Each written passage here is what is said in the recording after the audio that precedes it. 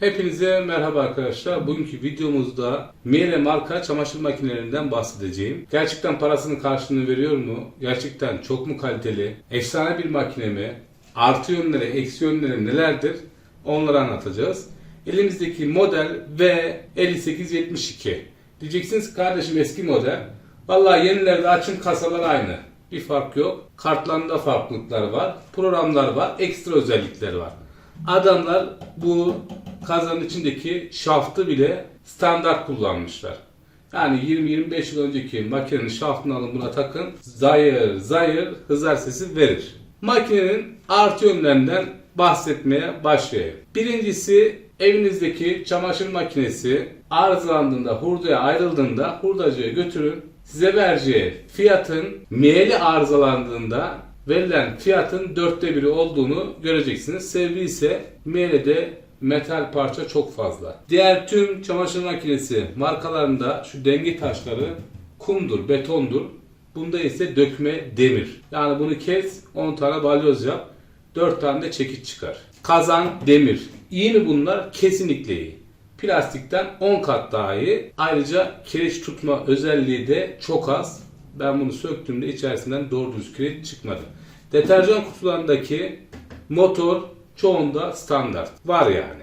Bu motor ne işe yarıyor? Bizim bir tane Ventil Kaosu isimli videomuz var. Oradan da link yedik. Neymiş efendim? Mühendisten çok daha mı iyi biliyormuşuz? 5 tane ventil vardı. Bu ne kardeşim diyorduk. Mühendis kadar bilmiyorsun dediler. Bu adam buraya bir tane koymuş. O zaman bunların mühendisi gerizekalı. Öyle bir sonuç çıkıyor. Bak, tek ventil. Burada bir motor atmış. Buradaki motor dönerek suyu istediği kanala yolluyor.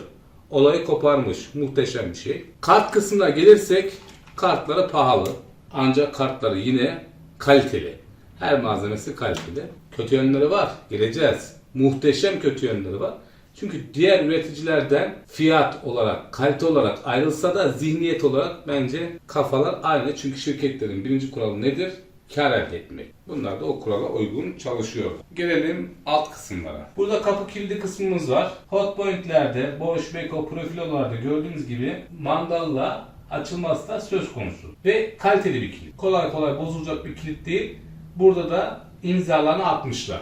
Geliyoruz gider pompa motoruna. Gider pompa motorunun dizaynı, kapak kısmı, iç kısmı, ferahlığı, suyu pompalaması diğer makinelerden kesinlikle iyi.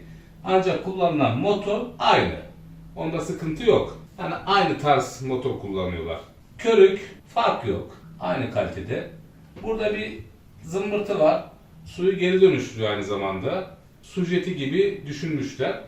Protestat hortumu buradan geliyor. Direkt olarak buraya bağlamışlar. Diğer makinelerde hortum içeri giriyor ve orada tıkanmalara yol açabiliyor. Bunda da tıkanma söz konusu. Ancak çözümü çok basit. Şuradan çıkarıyorsun, içini temizle, kapat. Buradan içeri doğru giriyor ve karta monteli. Bu da bir sıkıntı. Bir eksiyor. Nedenini de söyleyeyim. Buradan karta girdi. Burada herhangi bir arıza olursa geçmiş olsun. Direkt olarak buradaki elektrik elemana monteli. Bu bir eksi bence. Yazık olur. Geliyoruz en alt kısma. Bakın, ben çoğu makinede bu parçayı görmedim.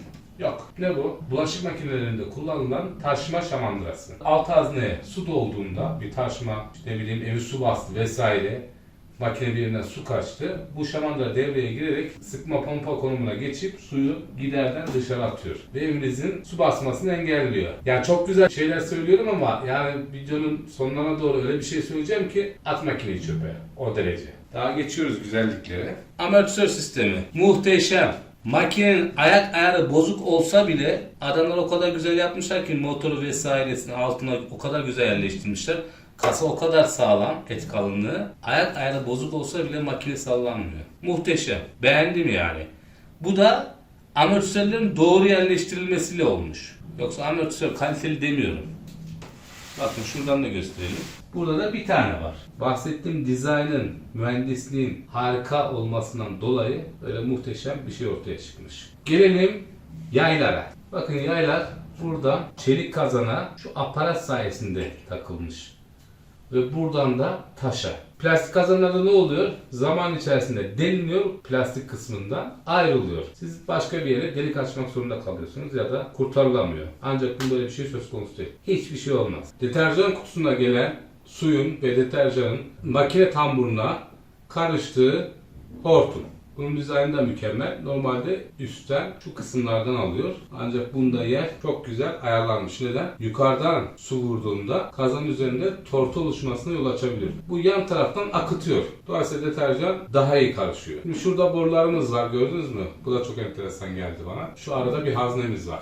Gider haznesi. İsmi bu. Ne işe yarıyor? Şimdi makine giderden suyu atamadı. Tıkandı bir şekilde. Kaldı. Ne olur? Bu hazne devreye giriyor. Tortu aşağıya çöküyor. Şuradaki boru vasıtasıyla şöyle gösterelim. Bakın şurada. Temiz su, yani gidemeyen pis suyun atıkları aşağı indi ya. Temiz olanı buradan şu boru vasıtasıyla makine içerisine gidiyor. Ve bu boru vasıtasıyla da gider motoruna erişiyor. Bakın burada. Buradan borumuz buraya giriyor. Yani adamlar buraya kadar mükemmel yapmışlar. Motoru da gösterelim. Motor da kendi markası. Çok güzel. Çok başarılı bir motor. Kömürsüz bir motor ve çok sessiz çalışıyor. Kendi üretmişler. Ona da muhteşem diyebilirim. Gelelim kötü şeye. Ölümcül hataya. Bence parasını hak etmiyor. Şimdi biz buna şaft yaptık sıfırdan. İmal ettik. Şaft dediğim içindeki spider. Şaft diyorum. Adam yazıyor. Şaft değil. Spider desem anlayacaksın mı yani? Örümcek desem anlayacaksın mı? Senin kafandakini mi söylemem lazım? Şaft arkadaş, ortada mil var. Etrafında da bacaklar var. Kazana tutunuyor. Ve mil rulmanların içerisinde dönüyor. Bunun normal kullanım ismi spider zaten. Örümcek. 3 bacaklı demir diye geçer. Ama karşına 4 bacaklı çıkarsa böyle bakarsın. O yüzden buna spider derler. Neyse, bu spider kırılıyor arkadaşlar. Neden? Adam 20 yıl önce makinesinde dökme çelik kullanmış. Sonra demiş ki arkadaş kimsenin bozulmuyor. Millet yapıyor kullanıyor. 40 yıl oldu hala kullanıyor. Dur la biz bunu alüminyumda yapalım diğerleri gibi. Biraz da içine çinko katalım. Ondan bundan katalım. 5 yıla makine çöp olsun. Yenisini alsınlar. Bu düşünceyle şaftı değiştiriyor. Ama kalıp aynı. Yani 30 yıl öncesinin şaftını al, buna tak. Kalıpta değişiklik yok. Yalnız yeni üretti alüminyum. Tabi bunu 5 yıl, 7 yıl hesaplarken ne oluyor? Bizim kullanıcılar kötü ya. Boğuyor deterjana. Sadece Türkiye değil, bütün dünyada aynı. Veriyor yumuşatıcı, döküyor porçözü, kimyasallar bilmem ne. Şaft 2 yılda, hadi olmadı 3. yılında, iyi diyelim 4. yılında dağılıyor. Sonra müşteri diyor ki arkadaş sen bana bunu sattın 60-70 bine.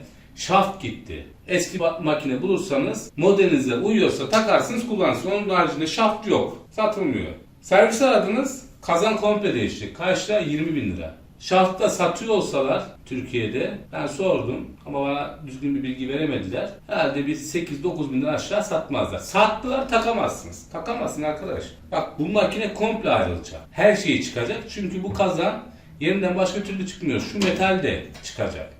Çıkarttınız, videoda görüyorsunuz. Vinç lazım ya gerçekten. Kaldırdın komple kazan da dağıtacaksın. Şaftı da dağıtacaksın. Yenisini alıp takıp komple toplayacaksın. Bu makineyi komple toplamak bir günden aşağı sürmez. Bakmayın siz o videolara. Bunu her tamirci aynı şekilde yapamıyor. Yani servisinde çalışan adam tamam 3 saate 4 saate toplasın. Normal bir tamirci bunu bir günden aşağı toplayamaz, bir sürü de küfür eder. Bunu zaten yaptırayım desen şaftı kendin bulsan bile 5 bin 6 bin lira en aşağı para verirsin. Biz ne yaptık? Dünyada ilk videosunu da çektik, kanalımızda yayınladık. Şaft imal ettik paslanmaz çelikten ve çok az bir balansımız var. Kurtarıyor mu? Çok rahat kurtarıyor. Güzel de çalışıyor. Komple kasayı her yeri boyadık. Hallettik, bitirdik. Makinenin her şeyi mükemmelken böyle bir sıkıntı bence bilinçli.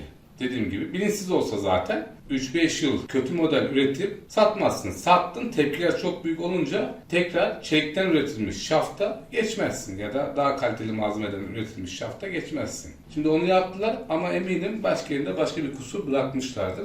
Çünkü hiçbir firma, bakın ben firmayı kötülemiyorum, ömürlük malzeme satmak istemiyor, istemez. Cep telefonu şarj cihazıyla uğraşan zihniyet bunlarla uğraşsın arkadaş. Şarj cihazı nedir ya? Her gün binlerce makine çöpe gidiyor bundan dolayı. Mesela Bosch, Profilo, Siemens grubunda bulaşık makinelerinde ısı pompa motorlar var. Bununla ilgili 3-4 tane video çektim. Arızalanınca rezistansı çöp. Motor çöpe gidiyor. Kullanamıyorsunuz. Bu yıllardır böyle. Her gün ben 2-3 tane boş motoru yakıyorum. Çünkü bir işe yaramıyor. Veriyorum 220 voltu. Yanıyor. Bilerek yakıyorum. Çünkü motor 100 volt, 150 Hz. Bir işe yaramaz. Çöp. O yüzden Miele bence parasının karşılığını bu makinelerde, bu modellerde vermemiş. Bayağı da milleti silkelemişler. Yeni model yok elimde. Ben gidip almam şahsen. Alana bir şey demem, kalite. Ama sürpriz sevmiyorum. Bir de bir şeyi yaparken, sökerken uğraşmamak isterim. Parçasını bulmak isterim. Bulamıyorum. Şurada bir şey kırılsa yok Türkiye'de. Servisi arasanız hoplatıyorlar. Geçen birisi yazdı. Motor bozulmuş. Servisi çağırmış. 6.000 lira parasını almış. Demiş ki motor dağılmış. Dağılmış. Nasıl dağılıyorsa bilmiyorum. Motor dağılmaz. Dağılırsın. Dağılır. Zaten 150 liralık motor yani. İçinde normal Synchro motor var. Demiş kartınızı patlatır bilmem ne. 6.000 lira para almışlar. Sebep de deterjan köpürüyormuş. Motorla alakası yok. Bence hiçbir şey yapmadılar. Motorunuzu değiştirdik. 6.000 lira. Abi şuna 6.000 lira veriyorsak bittik yani. Kart falan olsa göçtün. Ne oluyor? Tamir ettiremediğin için yenisini alıyorsun. İyi yönlerinden çok fazla bahsettim ve öve öve bahsettim. Kötü yönlerini de saydım. Onu da göme göme anlattım. Sonuç olarak karar sizin. Sizce pahalı olan markalar daha mı iyi, daha mı kötü? Yorumlarda sizlerin de fikirlerini bekliyorum. Yazarsanız sevinirim. Bu kadar arkadaşlar. Umarım faydalı güzel bir video olmuştur. YouTube kanalıma abone olarak destek verirseniz sevinirim. Başka bir videomuzda görüşmek üzere. Hepinize sağlıklı, mutlu, güzel günler dilerim. Hoşça kalın.